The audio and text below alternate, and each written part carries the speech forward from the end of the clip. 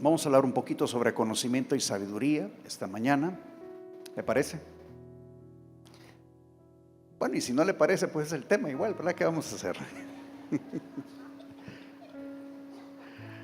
Pero sin café es imposible agradar a Dios, así que esta mañana queremos ser muy obedientes y comenzar a inspirarnos. Gloria a Jesús. Y esta mañana yo quiero decirle que Él está sentado en su trono, que la nación de Honduras está bajo el gobierno del Altísimo, que aunque los pueblos conspiraren y los hombres y las mujeres que no están alineados a Dios conspiraren en tu contra, Honduras, no van a prosperar, porque el Dios de los cielos y de la tierra está sobre ti y ha determinado que te levantarás, que te levantarás, que te levantarás, que te levantarás como un estandarte, que te levantarás como una señal profética, que cuando Dios gobierna sobre la tierra, entonces ciertamente el pueblo se alegrará, porque el justo de justos gobierna sobre ti, Honduras. Aleluya, gloria a Jesús. ¿Sabe por qué le digo estas cosas? Porque a veces entramos en temor y a veces entramos en incertidumbre, pero dice la Escritura que el verdadero amor, que es Cristo, echa fuera todo el temor. Gloria a Dios.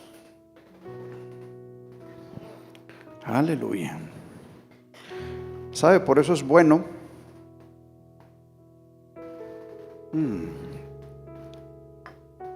tener conocimiento y entendimiento. Usted puede conocer algo y no entenderlo. Por eso es importante tener ambas cosas. ¿Sí? ¿Sabe? Como cuando Job decía, de oídas te había oído, pero ahora mis ojos te ven. Eso es algo como decir, sí, yo sé que Dios está en control. Sí, usted conoce. Yo conozco. Pero ¿entendemos? Así que esta mañana queremos hablarle un poquito sobre eso. Vamos desde el principio, ¿le parece? Vamos al libro del Génesis, que sabemos que ese fue el principio después del final. Y comencemos diciendo que en el principio Dios creó los cielos y la tierra. Y nos vamos a detener ahí. En el principio te marca el tiempo. Dios es el dueño del tiempo. Para Él es lo mismo hoy que ayer que mañana. Pero en el principio Dios establece tiempos. Creó Dios los cielos. Los cielos te hablan de espacio. Y también creó la tierra. Y la tierra te habla de materia. O sea, que todos aquellos elementos con los cuales interactuamos, Dios los estableció. El tiempo, el espacio, la materia. Y entonces todo lo que enseñamos, todo lo que conocemos, todo lo que llegamos a comprender, si algo de verdadero tiene, Dios está en el asunto. Para los que estamos en educación, pues espero que pretendamos enseñar sobre fundamentos verdaderos. Y si Dios es verdad, eso quiere decir que no podemos enseñar sin Él. Por lo menos no podemos enseñar aquello que es verdadero. Si enseñamos lo que es falso, entonces sacamos a Dios de la ecuación y tenemos un problema. Las cosas se desvían o se desvirtúan o se van tornando poco a poco en mentiras. Sigue diciendo Génesis, capítulo 2, verso 9. El Señor Dios hizo que crecieran del suelo toda clase de árboles hermosos que daban frutos deliciosos, y en medio del huerto puso el árbol de la vida y el árbol del conocimiento del bien y del mal. Otra versión dice: el Señor hizo brotar de la tierra todo árbol agradable a la vista y bueno para comer.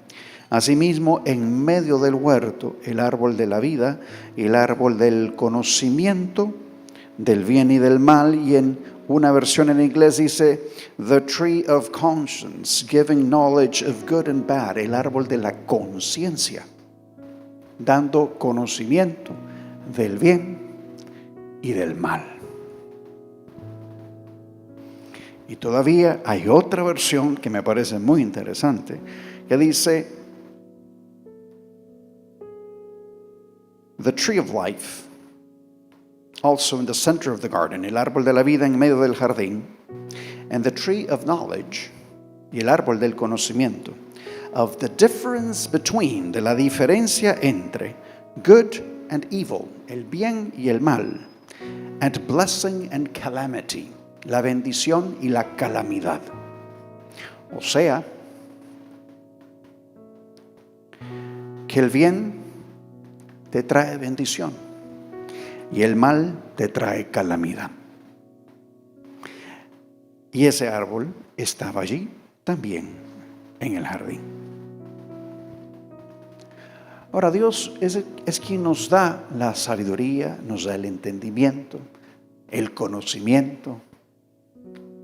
Dice la Escritura en el libro del Éxodo que Él llenó a unos personajes de inteligencia, de sabiduría, de ciencia, de arte, y que los llenó de sabiduría de corazón. Hace unos meses compartía sobre esta escritura porque me llamaba la atención la frase sabiduría de corazón. Usted como que dirá: ¿alguien podría no ser sabio en el corazón? Como que normalmente vinculamos la sabiduría y el conocimiento y el entendimiento con cosas que son como más intelectuales, ¿no? De repente, ¿no? Dicen: uy, qué inteligente esa persona, sabe mucho. Pero la escritura una y otra vez me habla de sabiduría del corazón. O sea que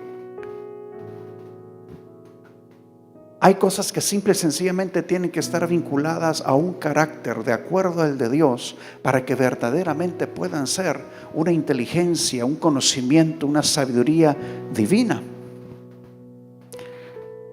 Dice: para que hagan toda obra de arte y de invención, y de bordado en azul, en púrpura, en carmesí, en lino fino, en telar, para que hagan toda labor e inventen todo diseño. Y para eso se requería una sabiduría de corazón. Otra escritura lo dice así, que les dio wisdom of heart and ability, sabiduría de corazón y habilidad. Conocemos por lo que la escritura nos dice que las habilidades, las operaciones vienen de Dios.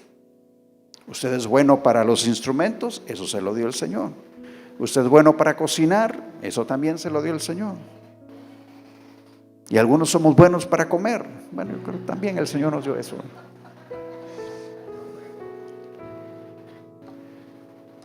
Así pues, Bezaleel, Éxodo 36, que es uno de estos que fue bendecido con estas habilidades, y Aholiab, y todo hombre sabio de corazón, a quien Jehová dio sabiduría e inteligencia para saber hacer toda la obra del servicio del santuario, harán todas las cosas que ha mandado Jehová. Y aquí vemos que nos habla de sabiduría y nos habla de inteligencia.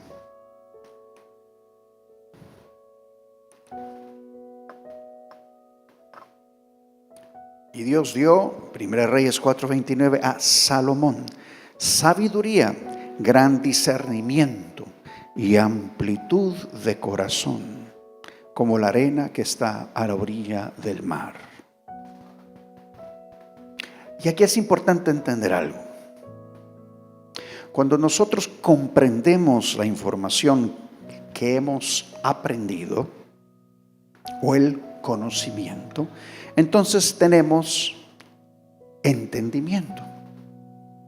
Y cuando tú entiendes el conocimiento y aprendes a aplicarlo en los procesos de toma de decisiones en tu vida, entonces has adquirido sabiduría. ¿Va conmigo? Se lo voy a decir otra vez un poquito más despacio. Cuando comprendemos la información que hemos aprendido o el conocimiento, entonces tenemos entendimiento, entendemos esa información. Cuando entendemos o comprendemos ese conocimiento, pero ahora aprendemos a cómo aplicarlo a cosas prácticas de la vida, a tomar decisiones en la vida, entonces vamos adquiriendo sabiduría. O sea que usted podría tener una persona muy inteligente y poco sabia. Y de esos hay muchos. ¿Cómo saben?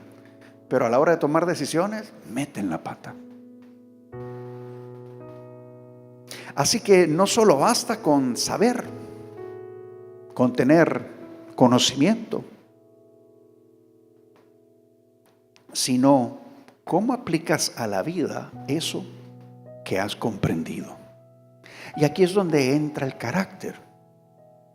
Porque el hombre necio, el hombre sin Dios, el hombre que no toma en cuenta lo que Dios dice, podrá tener mucho conocimiento, pero al final poca sabiduría, porque al momento de aplicar todo aquello que conoce, su filtro no es el indicado.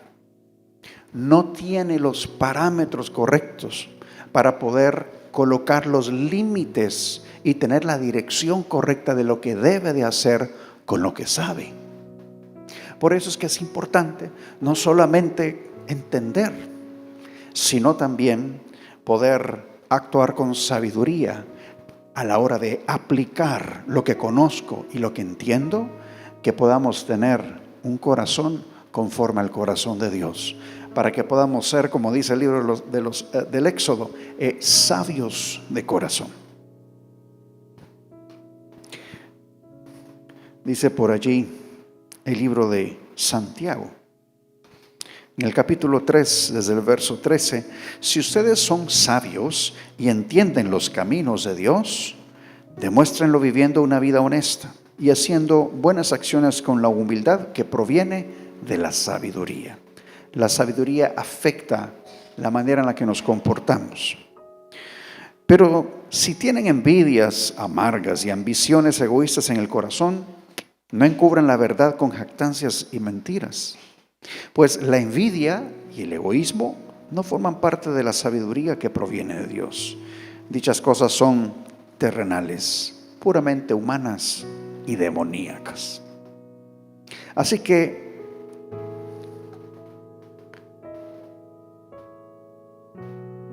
nuestro carácter, la forma en la que actuamos de acuerdo a lo que creemos, tiene un impacto directo con respecto a qué clase de conocimiento, qué clase de sabiduría es la que opera en nosotros.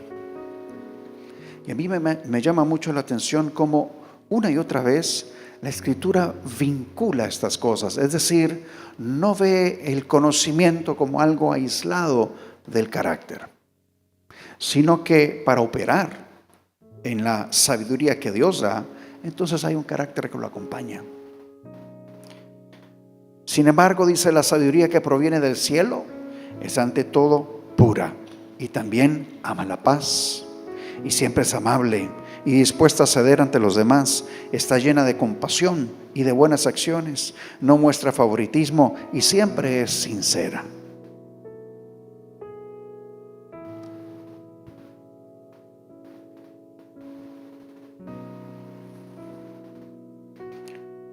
¿Se acuerda aquella escritura que dice que al que mucho se le dio, mucho se le va a demandar?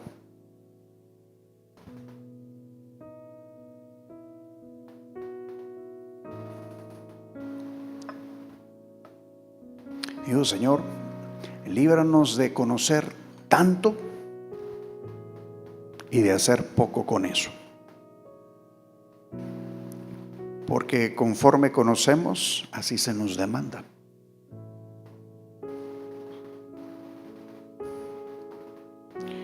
El libro de Génesis 3 nos habla un poco de cómo el conocimiento se torció. Y usted conoce ese relato. La serpiente, muy astuta,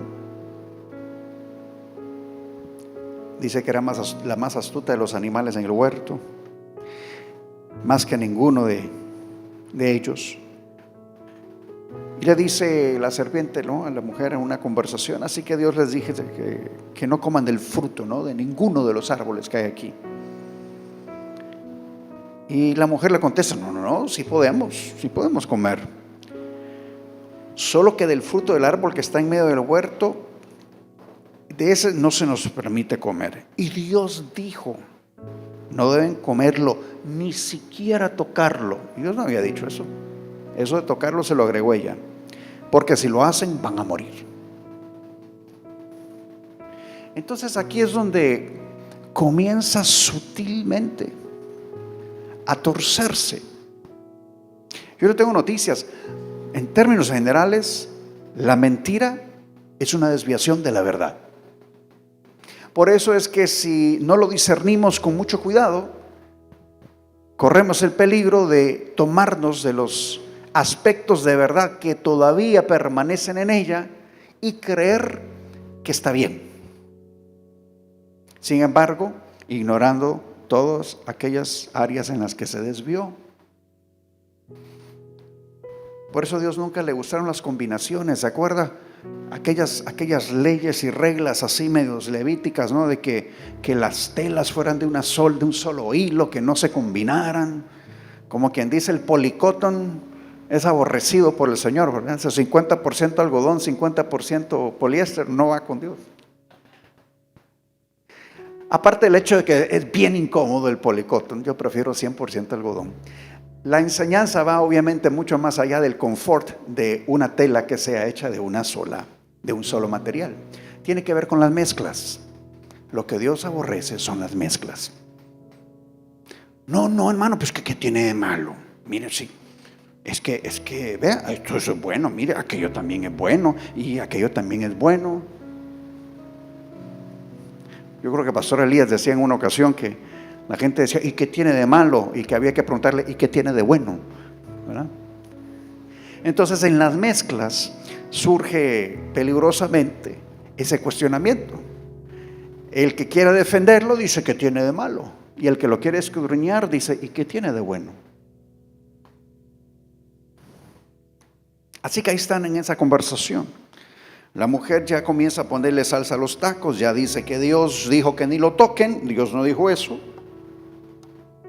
Así que no se van a morir, dice la serpiente. Lo que pasa es que Dios sabe que en cuanto coman del fruto, se les van a abrir los ojos y van a ser como Dios, conociendo el bien y el mal. Y bueno, el gran problema de esa conversación es no poder discernir que ellos ya eran como Dios, porque los hizo a su imagen y a su semejanza. Génesis 1:26. Esto es algo así como que la serpiente opera ofreciéndote lo que no tiene, y no solo eso, para el colmo te está ofreciendo lo que tú ya tienes y que ella quiere. Pero si no lo discernimos, si no logramos discernirlo, terminamos cayendo en la trampa de ceder ante esa propuesta tan maravillosa que la serpiente está haciendo, desconociendo que yo ya tenía lo que pretendía venderme y que, para hacer las cosas todavía peor, no contaba con aquello que me ofrecía, sino que lo que quería era trastocar el orden de las cosas, de tal manera que, no pudiendo ya la serpiente acceder a lo que el hombre, varón y mujer, ya tenían, entonces en su interior dijo: pues si yo no lo puedo tener, ustedes tampoco. Porque esa es la naturaleza de la serpiente. Sí, usted conoce a esa gente que se amarga cuando le va bien a los demás. Esa no es la gente, esa es la serpiente operando en ellos. Así que la mujer queda convencida, verso 6, y vio que el árbol era hermoso y que el fruto parecía delicioso, y quiso la sabiduría que le daría. Así que tomó del fruto y lo comió, y después le dio un poco a su esposo que estaba con ella. y él también comió. Y en ese momento se le abrieron los ojos y de pronto sintieron vergüenza por su desnudez y se cosieron hojas de higuera para cubrirse. Se dice que aquí comenzó la religión.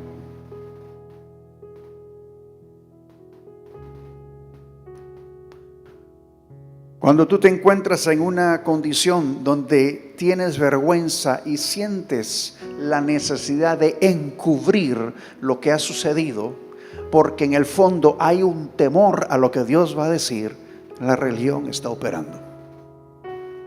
Es una falta de paternidad. Es ignorar quién Dios es. Y entonces intentar cubrir lo que da vergüenza. Y más adelante Adán va allí por el huerto y Dios le llama, le dice: Adán, ¿dónde estás? Y Adán le dice: escuché tu voz, tuve miedo y me escondí. Y Dios supo, que ya sabía, que Adán había tomado del fruto que le había dicho que no tomara. Y le hizo la pregunta: Adán, ¿tomaste del fruto que te dije que no tomaras? Y en corto Adán responde: la mujer que me diste. Y la mujer dijo: fue la serpiente. Y la serpiente volteó a ver y ya no había nadie a quien acusar. Así que comenzaron vamos a ver cuál es la palabra que busco, las consecuencias de lo que había sucedido. Así que la serpiente pues se iba a arrastrar, tendría enemistad con la mujer, es tipo de la iglesia. A la mujer le dice: bueno, vas a dar tus hijos ahora con dolor, y tu deseo será para con tu marido. Y al hombre pues le dice que ahora con el sudor de su frente va a tener que trabajar para poder tener un sustento, que la tierra ya no le va a responder como le respondía antes, que le iba a dar espinas, que le iba a dar abrojos.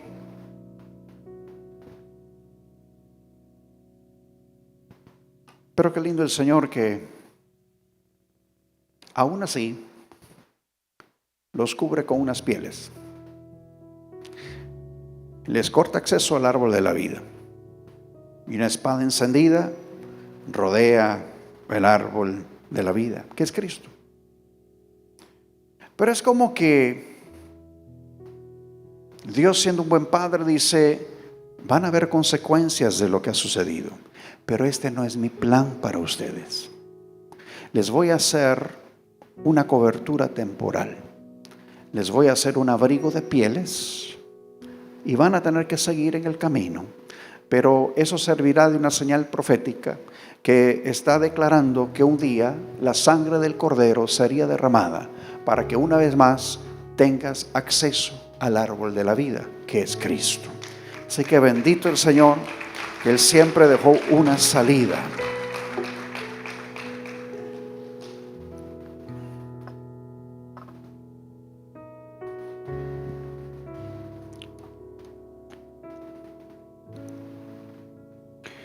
Cuando usted lee el libro de Ezequiel en el capítulo 28, que nos habla realmente de Luzbel, dice desde el verso 13 en el capítulo 28 de Ezequiel que estabas en el Edén, en el huerto de Dios, y toda piedra preciosa era tu vestidura: el rubí, el topacio, el diamante, el berilio, el ónice, el jaspe, el zafiro, la turquesa, la esmeralda, el oro, la hechura de tus engastes y tus encajes estaban en ti. El día que fuiste creado fueron preparados, tú querubín protector de alas desplegadas. Yo te puse allí. Estabas en el santo monte de Dios, andabas en medio de las piedras de fuego. Perfecto eras en todos tus caminos, desde el día que fuiste creado hasta que la iniquidad se halló en ti.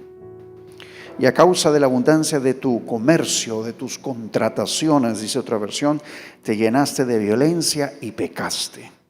Yo pues te he expulsado por profano del monte de Dios y te he eliminado, querubín protector, de en medio de las piedras de fuego. Se enalteció tu corazón a causa de tu hermosura, corrompiste tu sabiduría. a causa de tu esplendor. Te arrojé en tierra, te puse delante de los reyes para que vieran en ti un ejemplo. Me llama la atención cuando dice: se corrompió tu sabiduría. Es decir, que la serpiente conocía de la sabiduría, pero se le echó a perder, se corrompió. La corrupción eventualmente trae muerte, ¿no? Pero ese es el problema de la serpiente, que quiere volver a tener lo que tenía y ya no puede.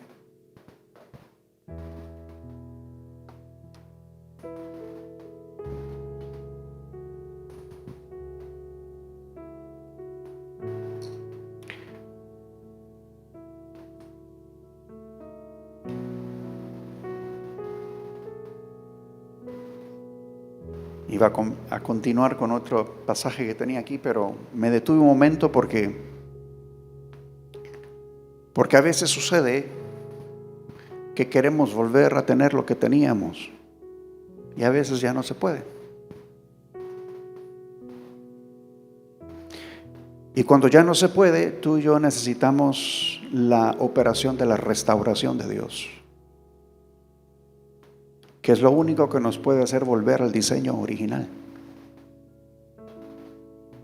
Hay cosas que no se reparan, hay cosas que se restauran, y es diferente.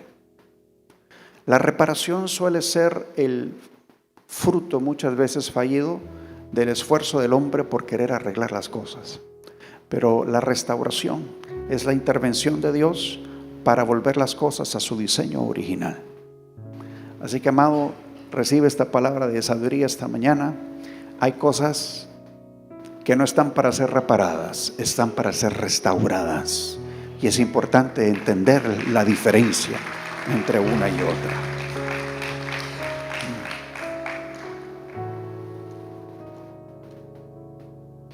Libro de los Salmos dice en el capítulo 94 y el verso 10: el que castiga a las naciones no reprenderá. ¿No sabrá el que enseña al hombre la ciencia?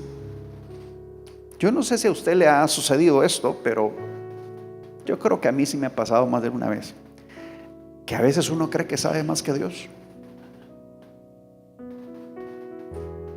Tal vez a usted no le ha pasado, pero vea, eso es triste, hermano, porque es como vivir en una burbuja de engaño.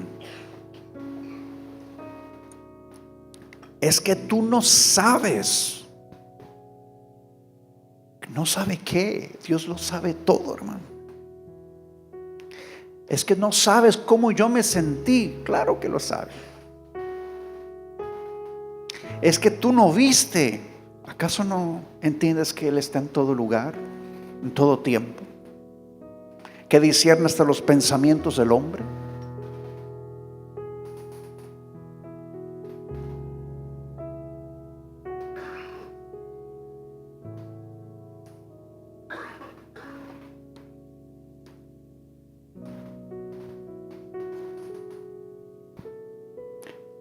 Primer capítulo de Daniel, en el verso 17 dice: a estos 4 muchachos Dios les dio conocimiento e inteligencia en todas las letras y ciencias.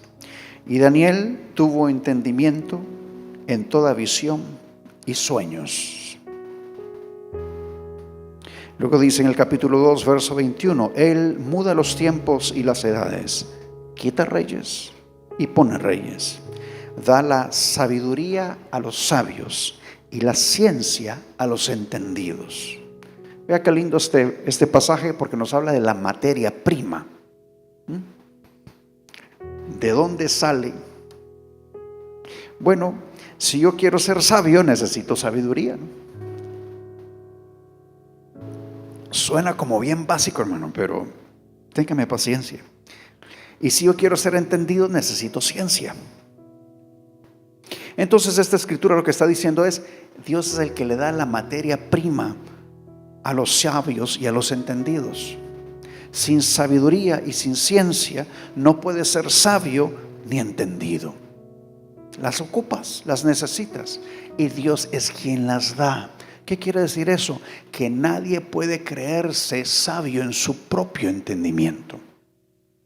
Que haríamos mal en pensar que somos muy inteligentes porque somos muy gallos, porque somos muy buenos. Porque Dios es el que da la sabiduría a los sabios y la ciencia a los entendidos. Aún aquellos que usted dice, ¿se acuerda ese dicho para los que tenemos algunas décadas ya? Te van a llevar los rusos. Sí, porque como yo creo que en la Guerra Fría los rusos andaban buscando gente inteligente, y total ellos fueron los que mandaron gente a la luna antes, ¿verdad? Pero lo cierto es que Dios da la sabiduría a los sabios y la ciencia a los entendidos. Por cuanto fue hallado en él, dice Daniel 5, mayor espíritu y ciencia y entendimiento para interpretar sueños y descifrar enigmas y resolver dudas. Esto es en Daniel, al cual el rey puso por nombre Belsasar. Llámese pues ahora a Daniel y él te dará la interpretación. Me llama la atención que habla de tres cosas: espíritu superior, mayor espíritu, ciencia y entendimiento. Y me llama la atención para qué se usarían estas cualidades: para descifrar enigmas y para resolver dudas. ¿Sabe? Yo creo en el entendimiento, la sabiduría, el conocimiento de este nivel. Y creo que Dios sigue queriendo operar de esa forma, aún el día de hoy. Hay situaciones donde usted dice, necesitamos verdaderamente una mente alumbrada para ver cómo resolvemos esta situación.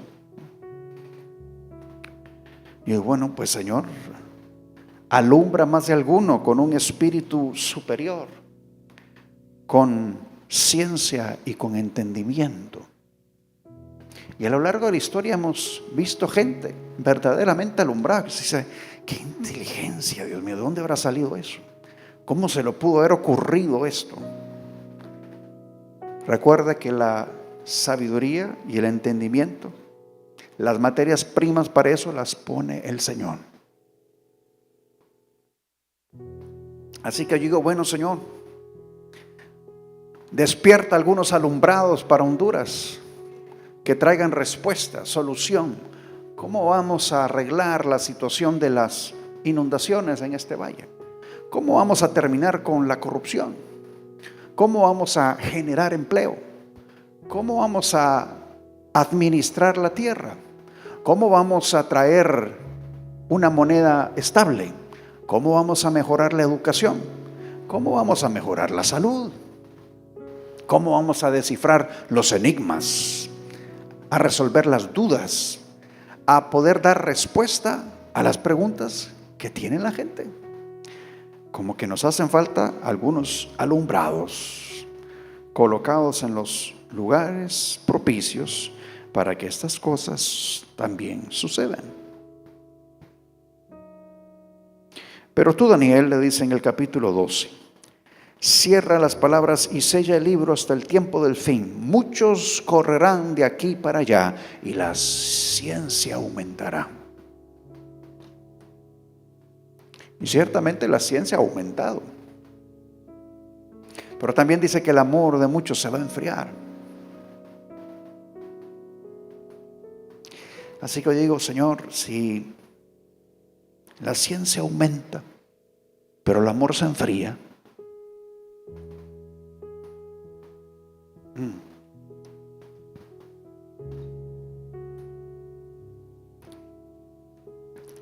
entonces, ¿qué es lo que necesitamos?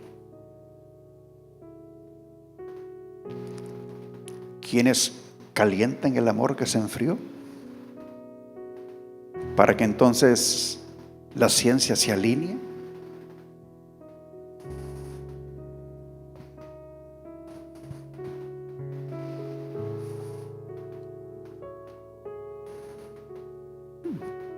Piensa por un momento. De repente ya hay genios sueltos por allá afuera. Lo que necesitan es alinearse, nada más. Alinearse. Para que su amor enfriado sea despertado. Para que su corazón se alinee con el de Dios.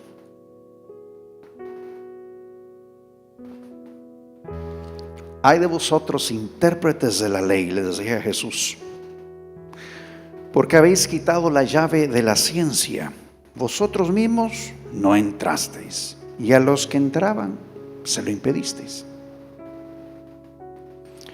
¿Qué aflicción, dice otra versión, les espera a ustedes, expertos en la ley religiosa? Pues le quitaron a la gente la llave del conocimiento. Ustedes mismos no entran al reino e impiden que otros entren. La llave del conocimiento. Yo creo que hay una conexión entre la revelación y el conocimiento. Tener un entendimiento, no solo de las cosas espirituales, sino entendiendo que las cosas naturales dependen del orden espiritual. Porque el engaño que se nos vendió a lo largo de la historia es que estas dos cosas correspondían a departamentos diferentes.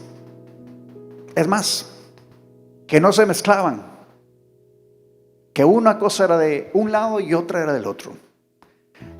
Y esa mentira que nos vendieron, esa dicotomía, el pensamiento que divide y separa lo espiritual de lo físico, de la ciencia exacta, es la que ha regido nuestro sistema educativo por siglos. Y entonces resulta que en la medida que la gente se cree esta mentira, pretende que al volverse un conocedor de la ciencia exacta y de los hechos, entonces la lógica postura inteligente es cuestionar lo que está del otro lado, ignorando que lo uno provino de lo otro.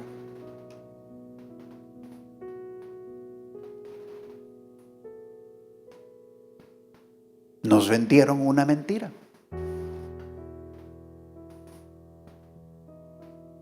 Pero estamos a tiempo de revertirlo.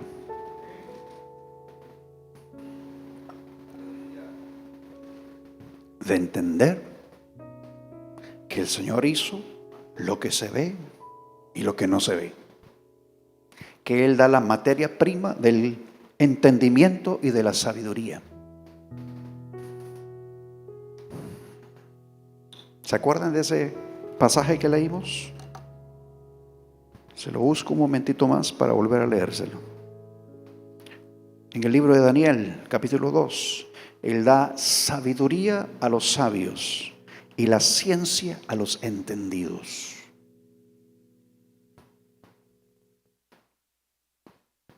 Sabiduría a los sabios y la ciencia a los entendidos.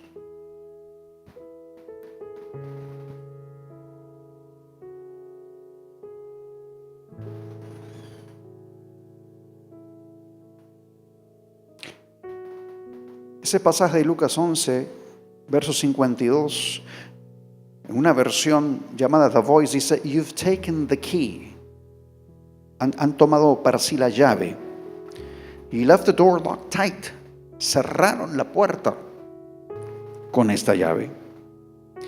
And you stood in the way of everyone who sought entry. Y se pusieron estorbando el camino de los que quisieron entrar. Es decir, lo que Jesús está diciendo es: ustedes tenían acceso, no solo acceso a la puerta, tenían la llave de la puerta, del conocimiento, del entendimiento.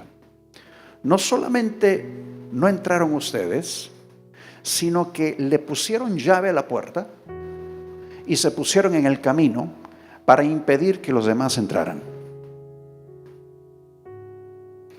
Amados, yo creo que es tiempo de que la puerta se abra y que podamos entrar a través de ese umbral de entendimiento. Y eso es alguna de las cositas que la religión nos provocó. Libro de Corintios. Dice, si yo tuviese profecía, si yo entendiese los misterios, toda la ciencia, si yo tuviese toda la fe, de tal manera que podía trasladar hasta los montes, pero no tengo amor, no soy nada. Porque el amor nunca deja de ser, pero las profecías se acabarán, cesarán las lenguas, la ciencia se acabará. Y Pablo le decía a Timoteo, Timoteo, guarda lo que se te ha encomendado, evitando las profanas pláticas sobre cosas vanas y los argumentos de la falsamente llamada ciencia. O sea que hay una ciencia falsa y hay una ciencia verdadera. Ten cuidado de cuál estás aprendiendo.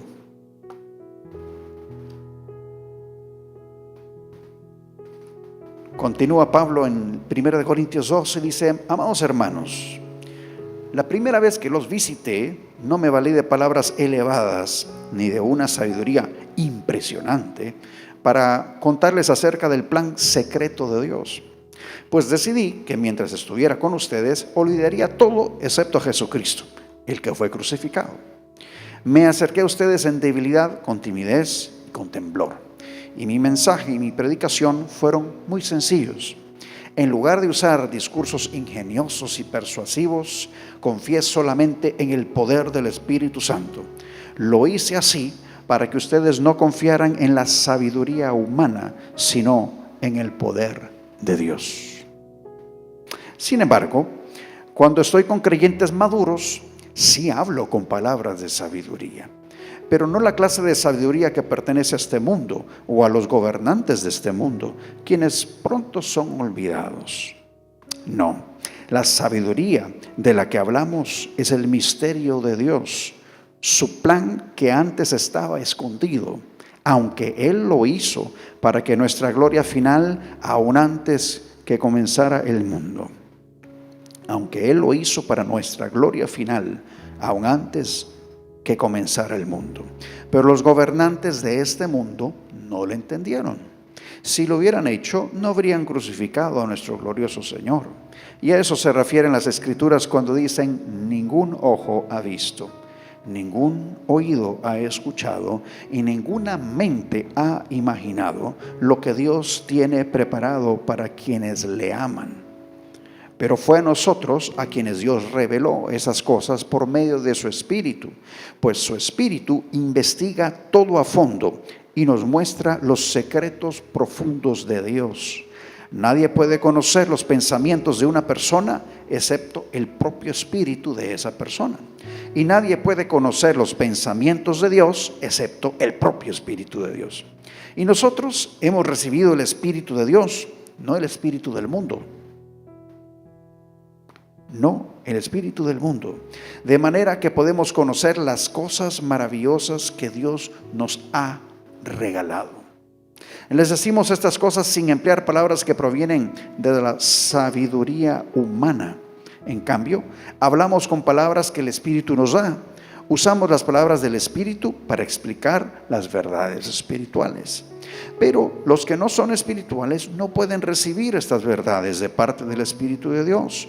Todo les suena ridículo y no pueden entenderlo, porque solo los que son espirituales pueden entender lo que el Espíritu quiere decir. Los que son espirituales pueden evaluar todas las cosas, pero ellos mismos no pueden ser evaluados por otros, es decir, no pueden ser comprendidos porque están en una frecuencia diferente. Esto lo agrego yo. Ellos mismos no pueden ser evaluados por otros. Verso 16, pues, ¿quién puede conocer los pensamientos del Señor? ¿Quién sabe lo suficiente para enseñarle a Él? Pero nosotros entendemos estas cosas porque tenemos la mente de Cristo. Amados, si tenemos la mente de Cristo, podemos entender lo que Dios quiere hacer. Podemos ver lo que Dios está viendo. Podemos no errar el blanco.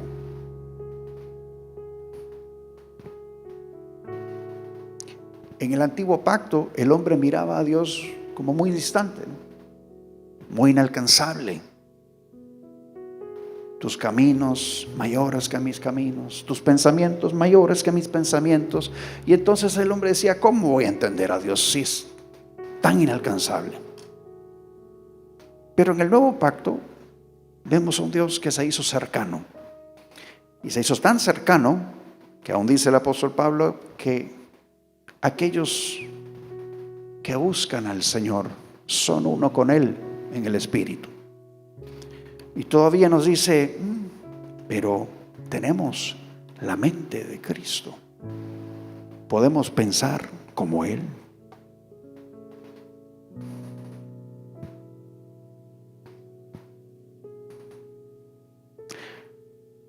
Romanos dice, desde la creación del mundo, sus atributos invisibles, el eterno poder y la divinidad se han visto con toda claridad, siendo entendidos por medio de lo creado, de manera que no tienen excusa.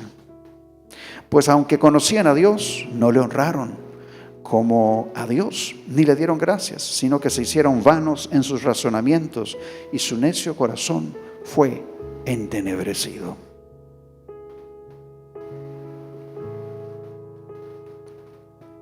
Que en este tiempo no ignoremos, no desconozcamos que Dios da sabiduría a los sabios y Él da la ciencia a los entendidos. Cuando eso se ignoró, cuando eso se hizo a un lado, el hombre se desvió, se degeneró. Y entonces las cosas tomaron otro rumbo. Pero yo creo que si nosotros reconocemos que en efecto Dios da la sabiduría a los sabios y Él da la ciencia a los entendidos, hay una puerta que se abre para que podamos entrar por ella y podamos operar como aquellos que en efecto tienen la mente de Cristo. Porque Cristo es la imagen, como dice el libro de Colosenses, visible del Dios invisible. Él existía antes que las cosas fueran creadas y es supremo sobre toda la creación, porque por medio de Él Dios creó todo lo que existe en los lugares celestiales y en la tierra. Hizo las cosas que podemos ver y también hizo las que no podemos ver, tales como tronos, como reinos, gobernantes, autoridades del mundo invisible. Todo fue creado por medio de Él y para Él. Así que, ¿quién ha conocido la mente del Señor para que le instruya? Mas nosotros tenemos la mente de Cristo. Esta mañana o mediodía ya, yo quisiera que oráramos. De repente, por los que dicen, yo no entiendo, hermano.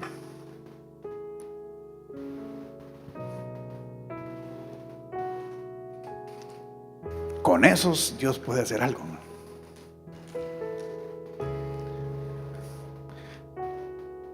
Para que se nos abra el libro, para que nos abran la puerta, para que entremos, para que reconociendo que Dios da sabiduría a los sabios y da ciencia a los entendidos, que pueda ser Él el que opere a través nuestro, porque Él pone esa materia prima. Él puede abrir el entendimiento.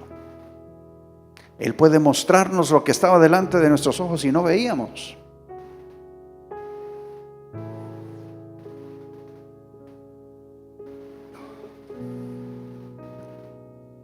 Hay áreas en las que de repente decimos, no, eso no es lo mío. Y como decimos que no es lo nuestro, entonces simple y sencillamente lo dejamos a un lado.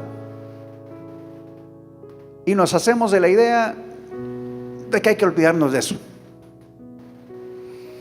Pero ahí muy adentro hay una frustracioncita que dice, si yo pudiera. Pero yo le tengo noticias. Eso que a veces decimos que no es lo nuestro, todo es de Dios. Y todo lo suyo es nuestro. Entonces, si entendemos eso, hay una operación que Dios puede hacer en nosotros para habilitarnos para toda buena obra.